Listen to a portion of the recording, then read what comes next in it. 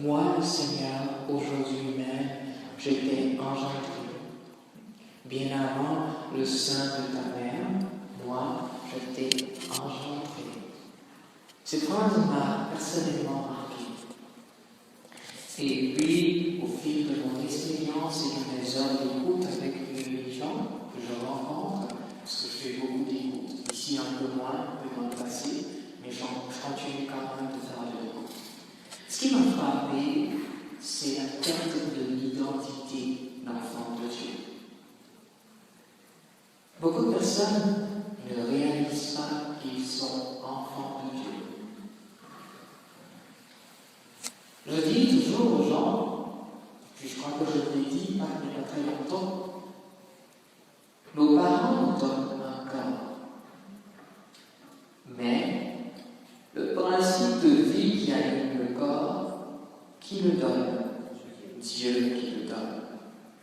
Alors, quand Dieu permet les circonstances pour que un corps soit mis en mouvement, c'est qu'il avait déjà pensé associer à un corps une âme.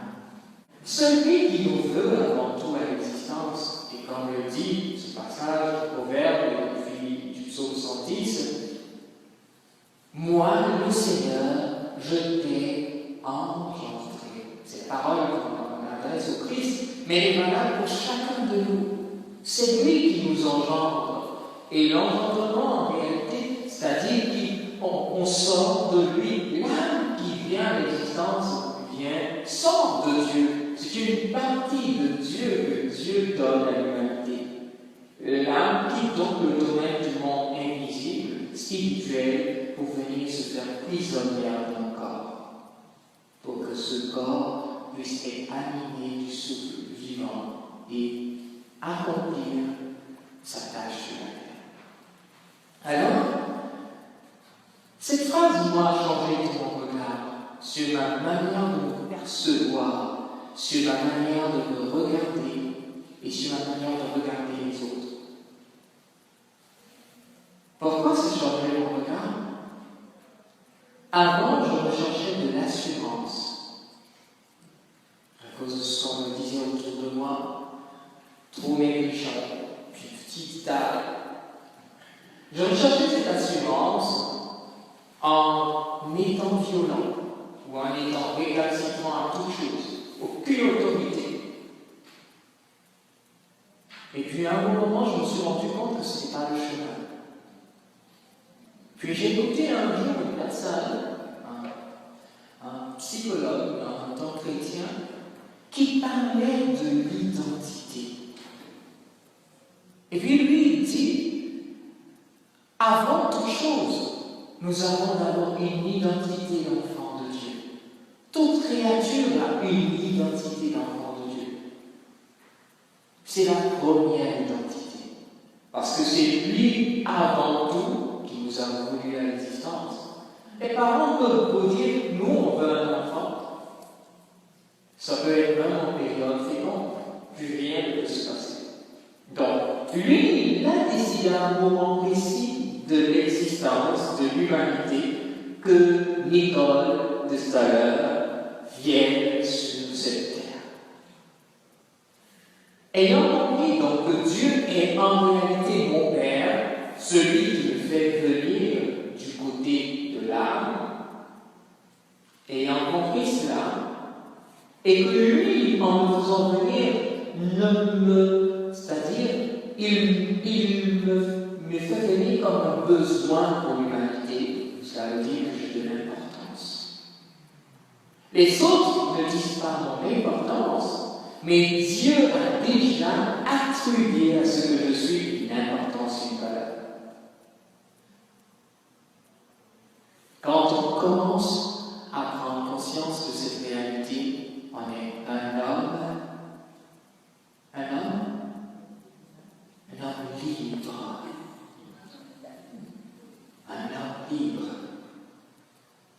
On est libre parce que on ne laisse plus les événements extérieurs venir nous bouleverser inutilement, mais on se rappelle que nous avons été choisis depuis pour être présent à cet instant précis et nous avons une mission associée à notre existence. Je le dis, elle peut être grande, elle peut être petite, mais elle est indispensable pour l'harmonie de l'humanité. Quand souvent vous allez en forêt, là, les mouches, là, c'est emmerdant, hein? N'est-ce pas? Mais combien de fois vous n'avez pas souhaité ou bien vous n'avez pas dit, mais pourquoi Seigneur c'est ainsi? Pourquoi j'ai créé les mouches ou les maringouins? Combien de fois est-ce que vous ne vous êtes pas posé ces questions? Ou bien combien de fois vous n'avez pas souhaité que ça n'existe même pas? Beaucoup de fois, hein? Okay. Puis quand vous allez en forêt, vous voyez de belles fleurs, vous bénissez Dieu pour ces belles fleurs. N'est-ce pas? Mais par qui se réalise la fécondation de ces fleurs? Par les mouches. Et puis tous ces insectes, nous on voit juste un aspect, comme on dit, on voit juste la face de l'iceberg, mais on ne voit pas la totalité de l'iceberg. Donc, en regardant d'un regard humain, nous arrêtons justement l'apparence. L'apparence, c'est que tu te dis, je ne suis pas très beau, ou bien je ne suis pas très intelligent, ou bien je suis ceci ou cela. C'est ce que les gens ont dit en te regardant. Mais quelle est la valeur que Dieu t'a donnée? Quelle est ta mission? Qu'est-ce que tu as accompli qui est si indispensable comme la mouche que nous détestons tant, mais qui est indispensable que nous ayons toutes ces belles fleurs que nous voyons dans les champs? Nous n'aimons pas la mouche, mais son travail est indispensable. Et de cette même manière, quand Dieu nous emmène à l'existence, nous avons un travail indispensable pour que l'équilibre et l'harmonie puissent être permanemment présents dans notre humanité. Ce qui nous envoie à ne plus regarder ce que les autres font ou disent, mais à retrouver notre identité d'enfant de Dieu et à accomplir notre mission.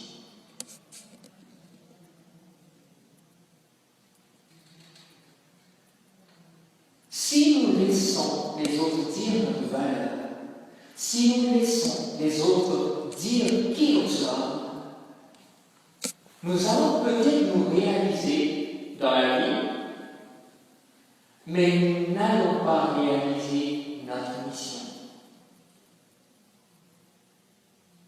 Est-ce que vous voyez ce que je veux dire? Prenez du miel sauvage. Et puis prenez du miel, comment est-ce qu'on dit ça? Commercial, oui, industrialisé. Ce sont les mêmes abeilles. Okay. Elles ont produit du miel à toutes les deux. Mais une abeille qui est dans la nature produit du meilleur miel que celui qui est commercialisé. Pourquoi? Parce qu'elle est dans son environnement. De l'autre côté, elle produit un résultat, mais qui est dénaturé, qui n'a pas toute la beauté qu'elle devrait avoir initialement. De cette même manière, quand nous laissons les autres nous guider, ou du moins pas nous guider, mais dire ce que nous devons faire, nous devons être, comme les abeilles qu'on prend et qu'on vient mettre en culture, nous ne produisons pas de bons résultats, ou le résultat qui devrait être le nôtre. Des blessures, on en aura toujours. On en a eu hier, on en aura aujourd'hui, on en aura demain. Nous passons les blessures lorsque nous avons compris que nous sommes un enfant de Dieu. Pourquoi nous passons les blessures? Parce que nous savons que peu importe ce qui est fait, nous avons une destinée. Nous avons une destinée. Qu'est-ce que je peux présenter? Deux personnes mises ensemble pour une même mission, une même œuvre. Celle qui est frustrée a 80% de chances d'échouer. Celle qui choisit bien, celle qui est frustrée. Celle qui sait son identité a plus de 80% de chances de réussir.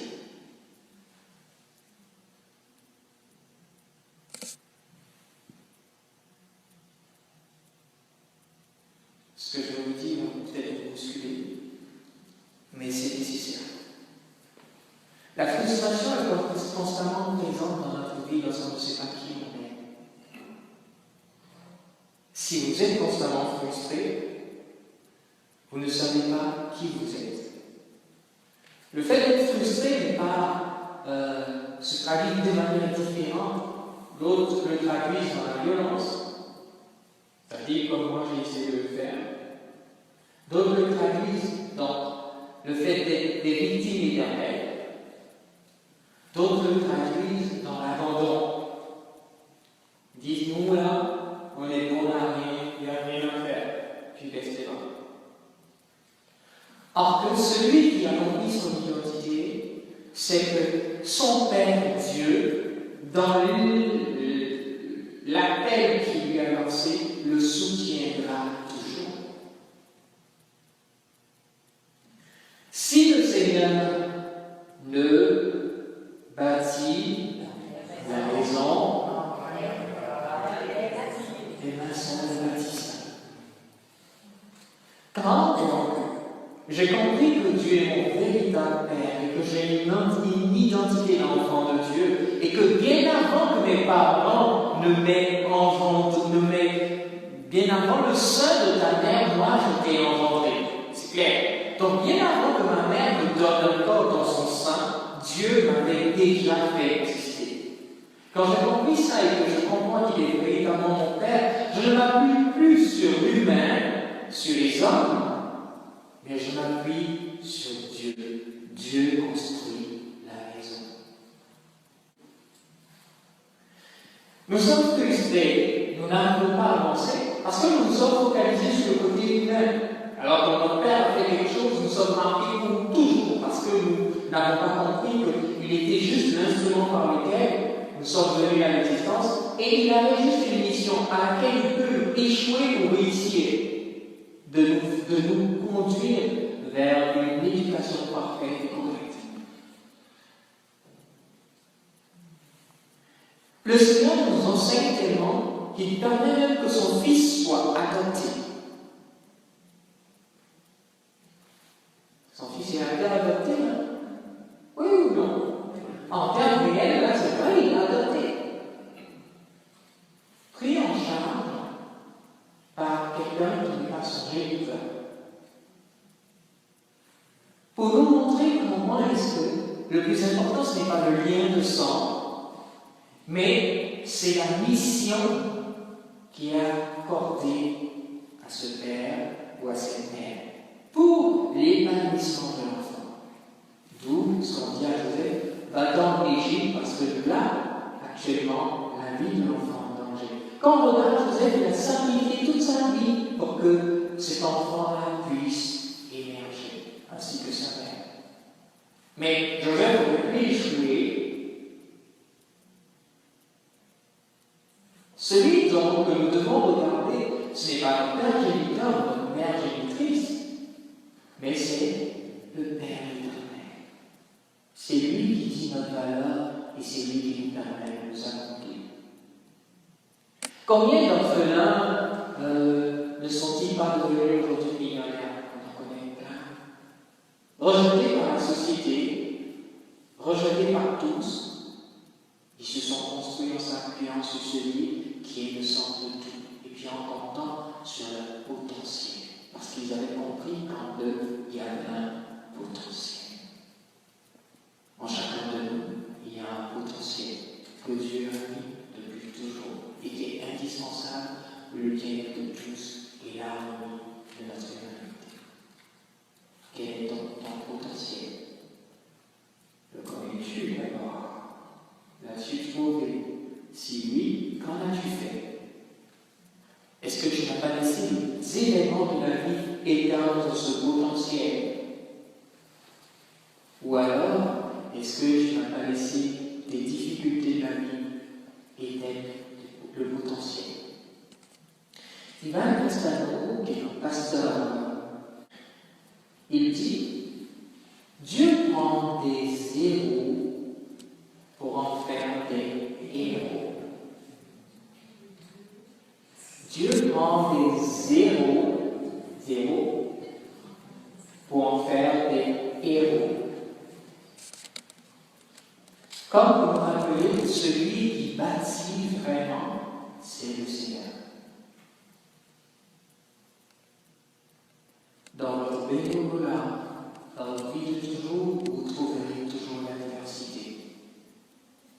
Vous serez fort et passerez l'adversité si vous vous rappelez qui vous êtes, si vous vous rappelez quel est le potentiel que Dieu a mis en vous.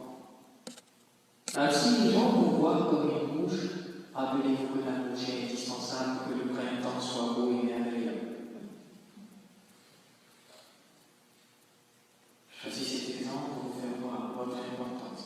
Et tout être humain a une importance. Quand un péché, Dieu est obligé d'en susciter un autre.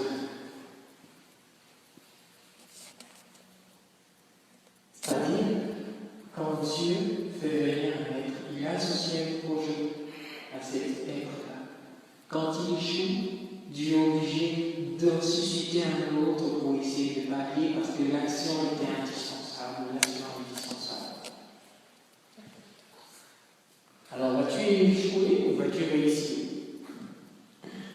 Les ouvriers de la première heure et ceux de la dernière heure ont reçu le même salaire. Il n'est jamais temps pour commencer. Il n'est jamais tard pour commencer. Et la récompense reste la même. Bon serviteur, entre dans la joie de ton maître. J'ai choisi ce thème parce que je sais que beaucoup, qui avaient conçu beaucoup de choses, pas très correctes. Mais avec Dieu, on passe à travers. Les autres ne disent pas qui je suis, mais je sais qui je suis. Et comme je dis, quand vous savez qui vous êtes un homme libre.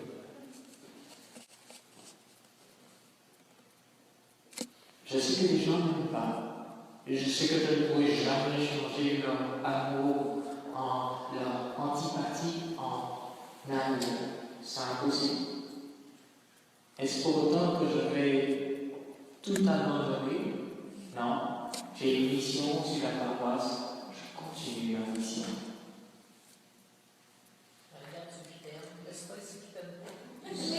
C'est exactement ça.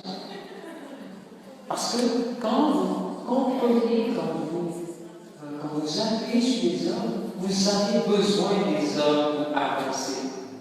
C'est normal, de manière logique, vous aurez besoin des hommes. Mais les hommes ne sont pas indispensables à votre avancement. Parce que vous avez besoin, vous dites, oh non, mais il faut que tout le monde m'aime, il faut que tout le monde, il faut que c'est pas possible.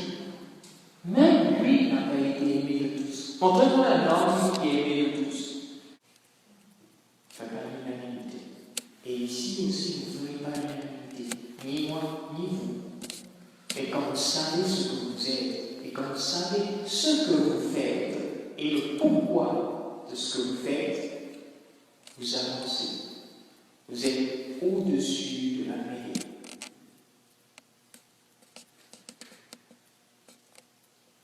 Voilà ce que je voulais dire en des mots brefs, comme vous vous poussiez encore. Je vous assure que l'unité est la seule chose que Satan veut nous diser dans l'Église et dans tout lieu où les enfants de Dieu sont réunis. Alors quand on a compris que nous sommes enfants de Dieu tous et que chacun de nous a une mission indispensable, même quand la chicane doit cogner, quand la chicane, les palabres doivent intervenir,